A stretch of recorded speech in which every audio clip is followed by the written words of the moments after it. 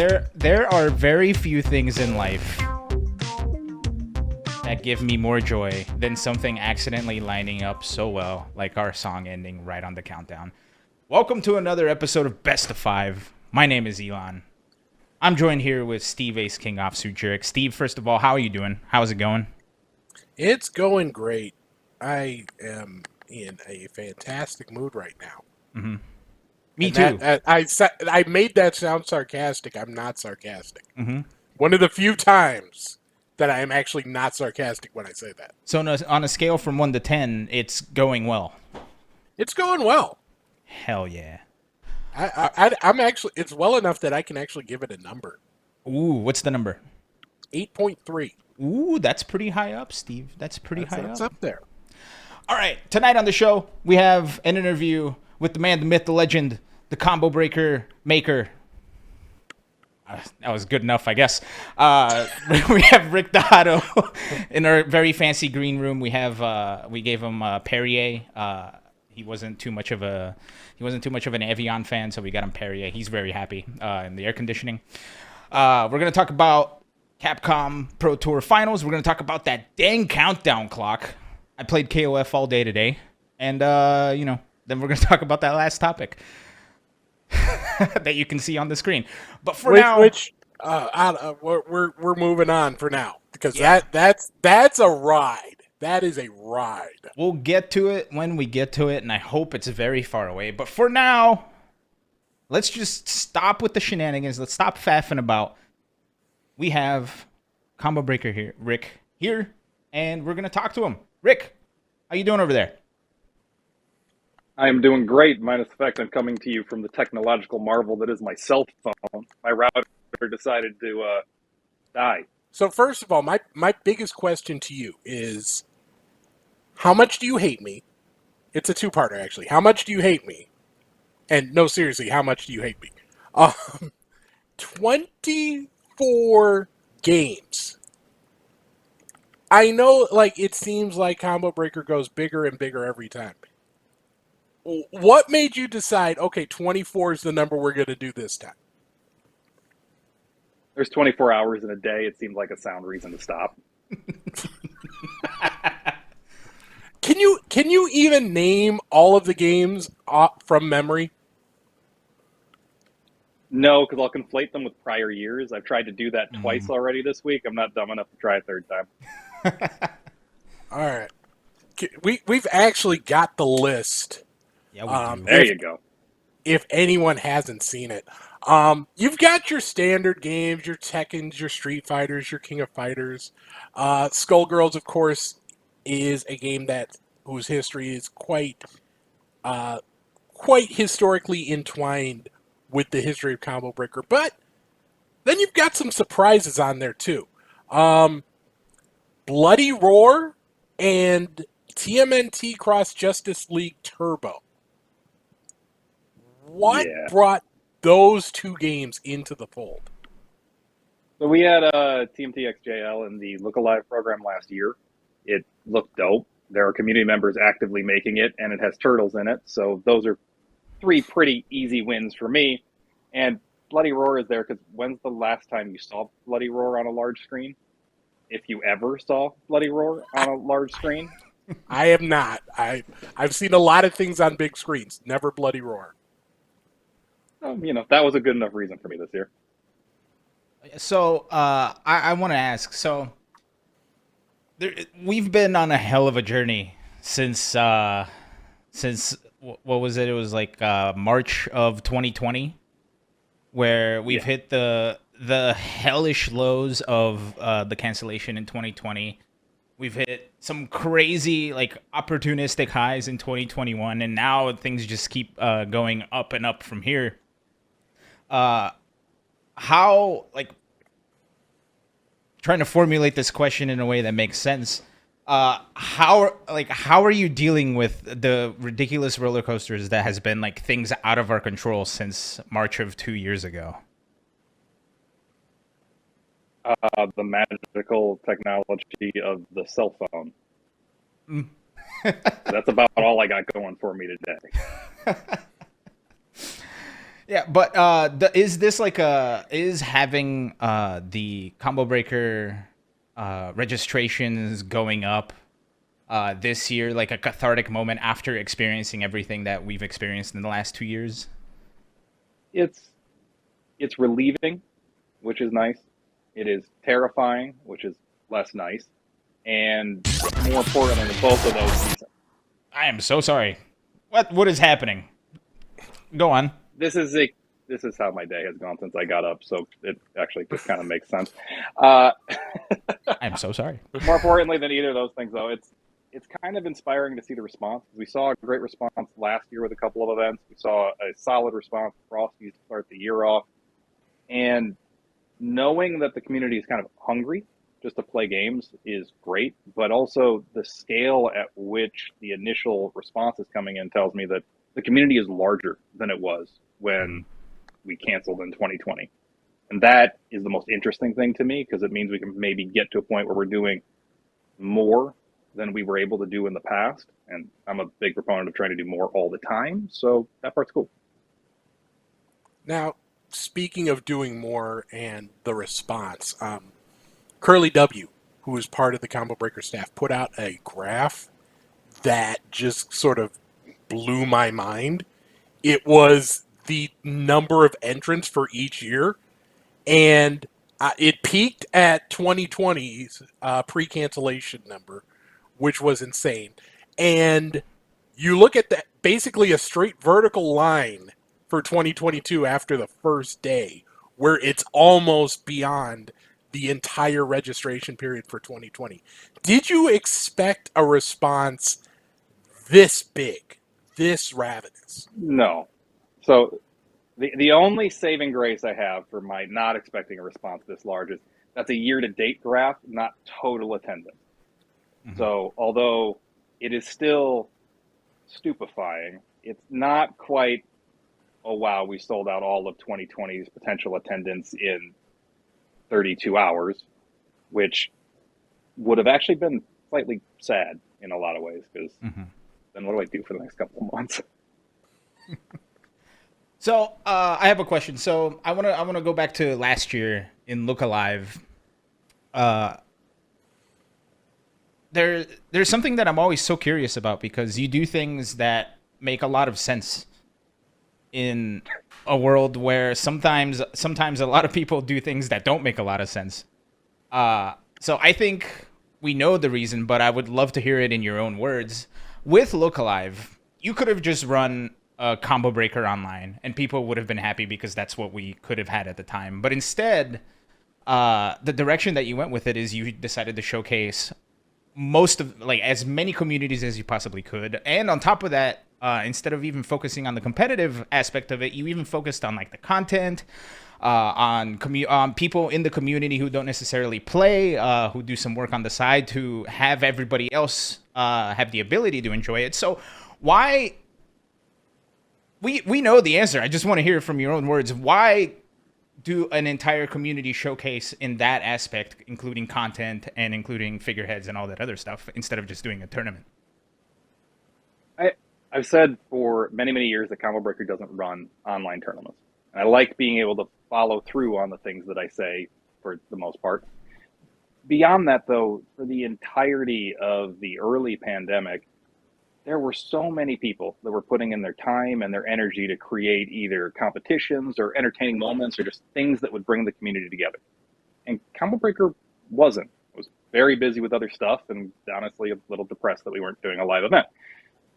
So it made a lot of sense to me to take Combo Breaker's reach and the brand that we've built and use that to show all these other people that were trying to keep the community together, to try to keep games alive, to try to keep rivalries and friendships moving along down the line. And that just seemed like a better use of our time and our resources than throwing another online tournament when there was already, hundreds of online tournaments around the world at any given week last year. Mm-hmm.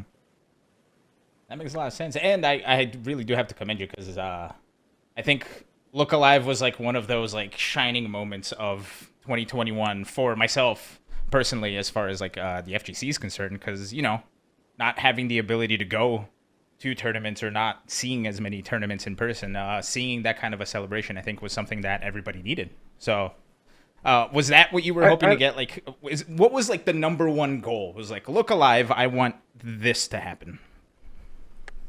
I actually got the response I was looking for, I think, in day 2 in the chat room, where some guy popped in and went, "This is the weirdest random select fighting game stream I've ever watched, and I can't turn it off." That's pretty much the only goal, because I know by the end of the weekend, that got the show a fan of something that they weren't when they turned in. So that's all I really wanted for it. And to be honest, Lon, if that was the show that we've done that you really like, you probably should have gone to Combo Breaker's homepage when we relaunched this and scrolled down. Why is that? I think I totally missed it. You. You did, and I'm not going to tell you. Okay. Well, that's sad. Womp womp. You've got computers in front of you. If you're that worried about it, you can open up a browser and take a look. Time to go to the Wayback Machine. So no, I mean literally today. Oh, today. It's on the site today. Oh, yeah. All right, Steve. While you ask this question, while he's doing that, when did you know that you wouldn't be able to run an offline event in 2021, and when did you know you would be able to in 2022? Can you kind of take us through, like, how far out those decisions have to be made? I think we knew in late February. I think we were willing to accept it in mid-March. And then by the time late March rolled around, every state and county and national mandate possible pretty much went, yeah, you're not running an event. We don't know when you're going to run an event again. Go home.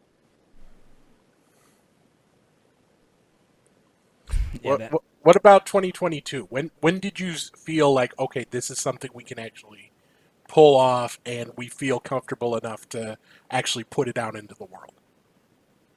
We started planning in September, just in case, which is about the latest that we've started at any time. We weren't ready to pull the trigger till after the back-to-back of CEO and Frosties went well enough that it seemed okay, that both the demand was there, that the kind of community comfort level was there. And then I sat back and went, the Super Bowl's in 2 weeks. Who am I kidding? We might as well give it a shot.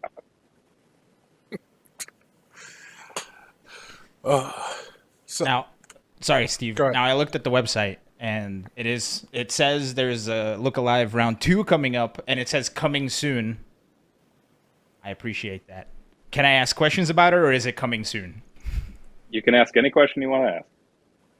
When is it coming? I didn't tell you I was.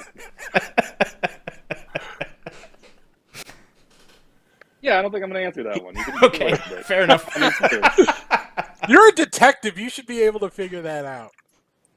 Yeah, well, there are breadcrumbs all over Twitter right now. If you wanted to go look. I'm too busy with the countdown website. Sorry. Damn countdown website. No, all joking aside, though, I'm excited. I can't wait to see when that's coming. And you bet your ass, as soon as this interview's over and as soon as this show's over, I'm going to start going digging. And he will. He will. He absolutely will. He's going to come back next week with a hat, and we're going to spend 20 minutes on it. It will go. It will involve somehow Chubby Checker. I don't know how. He'll loop that in. Mm-hmm.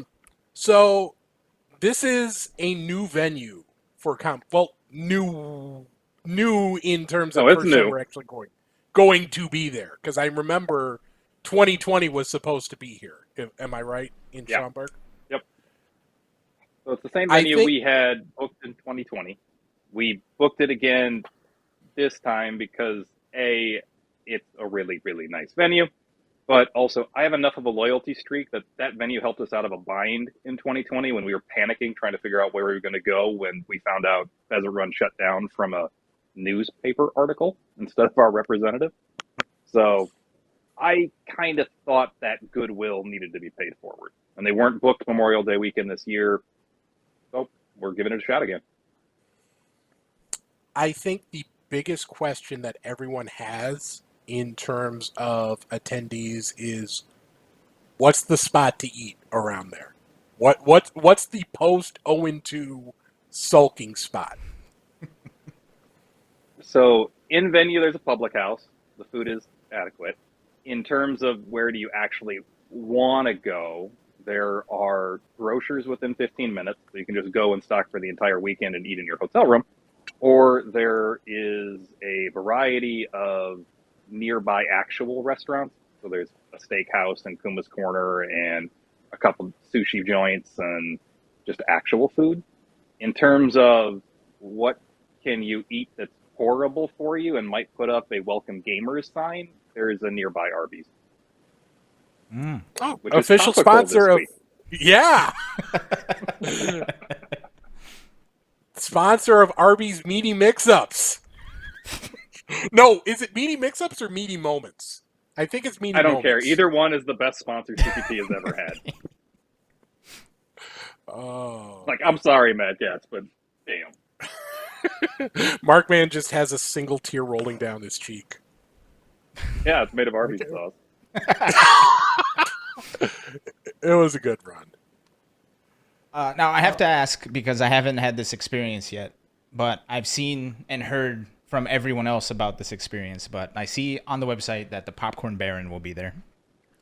Yes, you will. What is so You're special? not ready. Like, what's so special about the Popcorn Baron? Everybody talks about him. I've never had it. Like, what's the deal? You remember the first time you had pizza? I don't think so, no. I'm trying to think. I Wow, don't your think first pizza sucks. That's depressing. Brazilian It- pizza is an experience, apparently. There's like mayonnaise on it. Well, depends on where you go. It depends on where you go.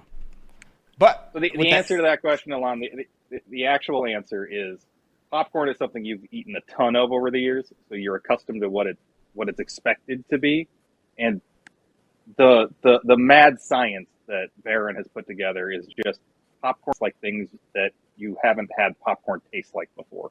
Last week I had hot curry popcorn.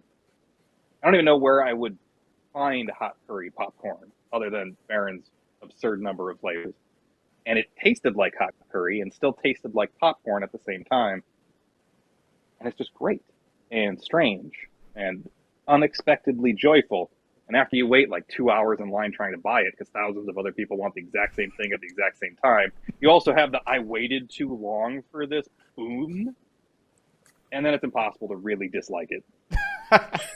okay, You're emotionally invested at that point. You just are. It's like that line at Disney where you get to the front, you know what?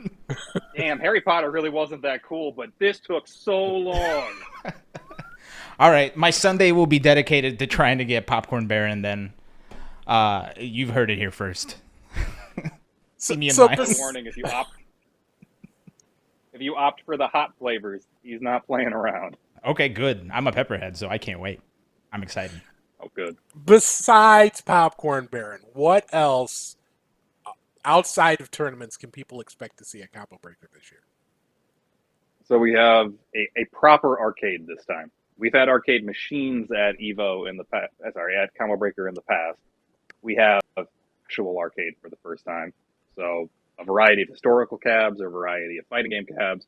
I'm still not bringing a DDR cab. Sorry. But most everything else we're trying to get in the space. We have more stage presentations than we've had in the past. We've had a better hotel than I think we've ever had, which is cool. We have a community tournament initiative that is stronger than anything we've tried to put together in the past. And we have more casual setups than Combo Breaker's ever had. I'm just disappointed by the lack of DDR. I'm sorry. Steve, would you hop on DDR though? Hey, I was a DDR-tiste back Okay. in the day. There was not keyword here many. is was. You know what? And the problem the is body that- slows down. I did it without the Steve, bar too. That's the problem. We are all getting older. We all look at these great physical activities and when I was this and this, I was that and that. And then we go do these things and we're just smelly and sad. And I'm not trying to bring that to the event. You know what? Give me a week to get back A in the week? mood. Give me a week. I need to lubricate the joints and all of that. The event's only 3 days long. If it takes you a week to get geared up, I don't know about that time investment, man. No, I'm saying like, tell me there's a DDR machine there, or a week ahead of time, and I'll go to the sports therapist. I will be ready. Instead, I'm going to tell you I, there's no DDR machine, and then on Sunday at 10 p.m., I'm going to inform you there's one in some back room somewhere. We'll see what happens for you. That's the mix-up. So I do have a question. Yes. So I saw that, what was it? The convention center that you booked this time around. How much? I still remember very clearly like how big the main room of Combo Breaker at the Pheasant Run was. How much bigger is it this time around? Like, is there like, are we expecting to see like convention, like Wizard World levels of space? It's 3x the size of Pheasant Run. Okay. That's where my brain is going. Just so Steve can start extrapolating pain, there is at least 10 stages planned right now, and that number could grow. That's why I asked how much you hate me, because I saw 24 games. I saw at least 4 streams announced. Like, how thoroughly do you want to destroy my templates? I mean, you've had 2 years to fall out of love with them, so we're just trying to, jump you back in hard. No warm up. Yeah. At the end of this event, Steve, you're gonna have a Combo Breaker template for the future. You already done. I've got it. Do not break unless emergency template. This is why I got the second screen. I have 2 screens now, like that I didn't have before. I don't know this for sure, Steve, but I think you should be planning for at least 12. 12 streams? Good night, Canada. Yeah. Wow. Okay. The other thing I think about Combo Breaker that feels very unique to Combo Breaker, I think. I'm sure it's not. I'm sure other tournaments do this, but I haven't personally been to one that does it. Is the big auction tournaments. Yeah. And I can only assume, hopefully correctly, that they'll be back this year. Oh yeah, every time. That's one of my favorite things each weekend. Good. Are we expecting any like big curveballs as far as like crazy auction tournaments go, or is it going to be just every game we can possibly get on the screen? So we never do every game we can possibly do, mainly because if I try to do that, I break the rest of the event. I did try that once. It was the year that we had 8, and that was already getting kind of challenging. We do have a curveball this year, though. It's just not locked in, so I'm going to wait before confirming it. Okay, cool. Wow, that turtle back there is so pixelated. Is it? I think it looks good on my end. It's whatever. All right, I'll take it down. It's probably just my screen. Now, one thing I think that bothered me last time when I went to the Pheasant Run is I couldn't find an ATM. Will there be an ATM? There is There are ATMs at this facility. Whether they maintain having adequate cash in them, I can't promise you. That is true. There will be 6,000 people trying to withdraw cash for those for these auctions. Yeah, I wasn't sure we were going to hit that cap. I'm a little less confident on missing it at the moment. Now, I know we've been talking about Combo Breaker the entire time. We can't let you go without at least bringing it up, because you do have a new job since last time you were here, as the GM of EVO. Now, I know like there is a time and a place for the specifics about EVO, and I'm guessing this is not the time and place. It's not. I'm sorry. Unless... No, it's a good try. I appreciate you flexing the nostalgia and the friendship. It's not going to be tonight. Damn. It will be soon, though. And what I will tell you is that announcement's going to be a show. It's not just going to be me popping on Twitter and saying, here's a game list. So expect things that are a little bit different than they've been in the past, trying to go for a new approach without losing what has been did or important in prior years. Soon. All I'm going to give you is soon. Okay.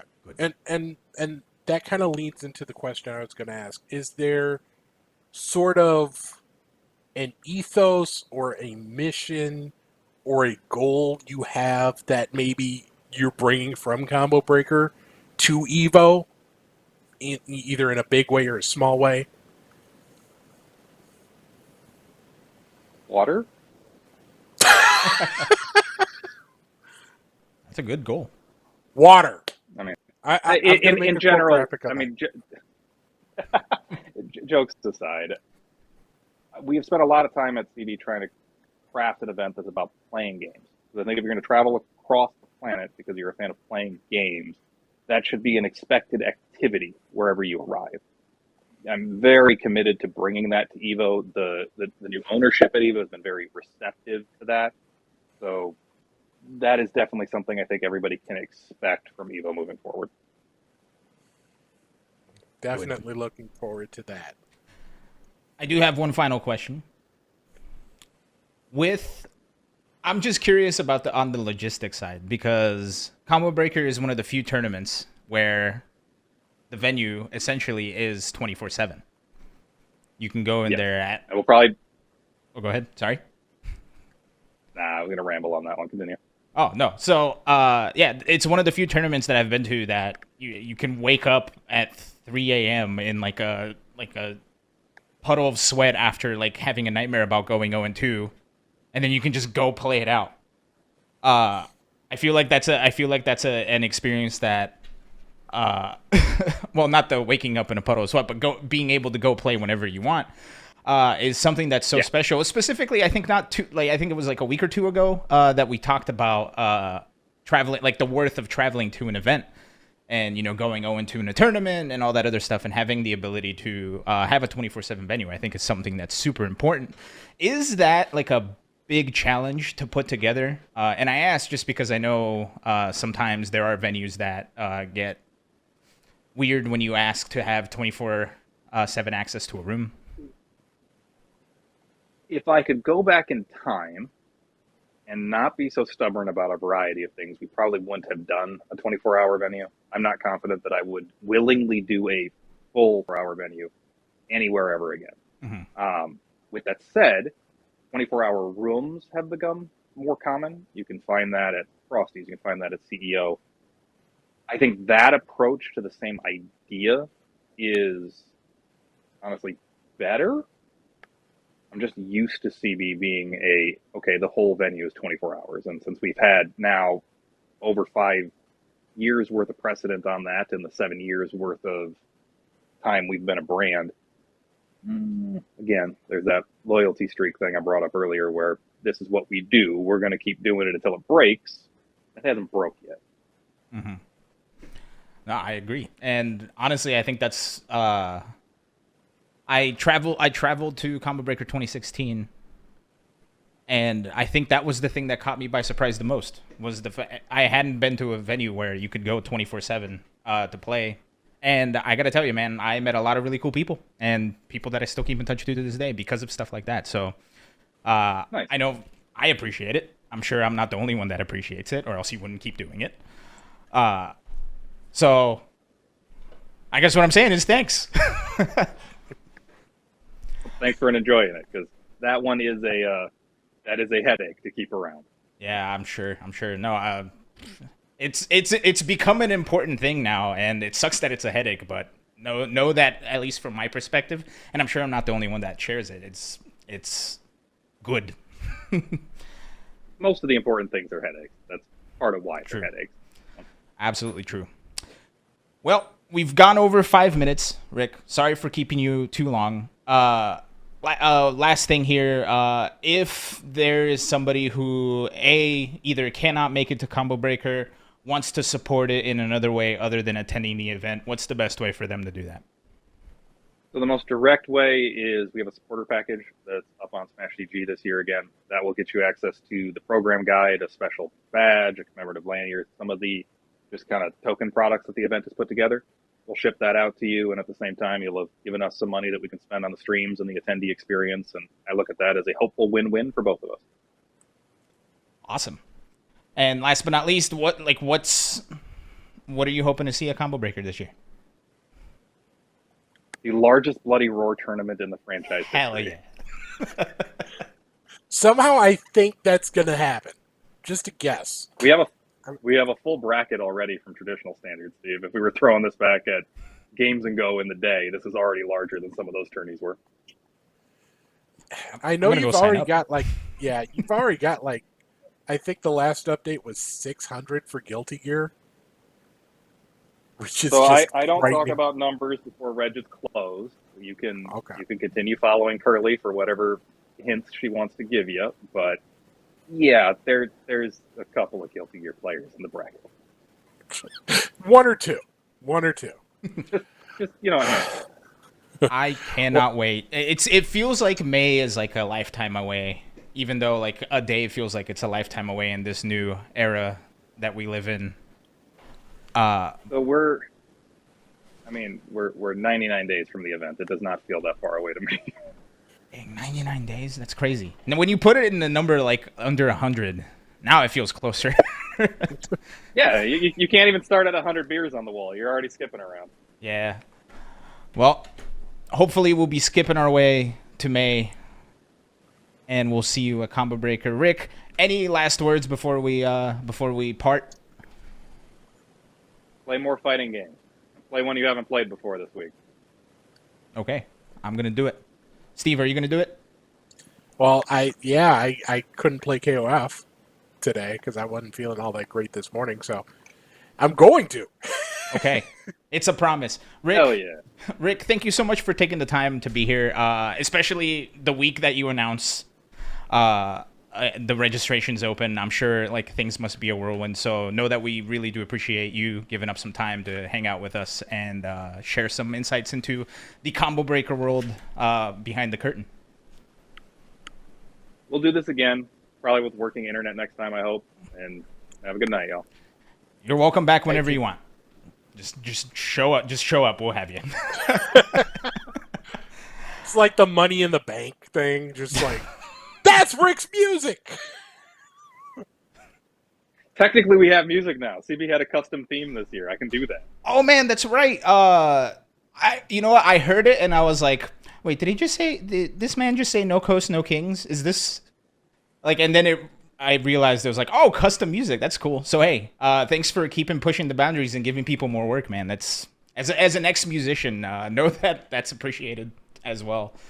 Oh, I mean, that was fun. Johnny put a great track together, and if nothing else, it's the only time in my entire life where he hit me up. He's like, hey, if I get a vocal track on here, what should we do? And I went, I don't know. Get somebody to do a DMX impression.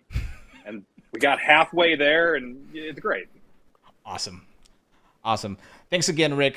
Much love to you. Much love to your crew. We'll see you in May. We'll be there. We'll fist bump. See you soon. Until then.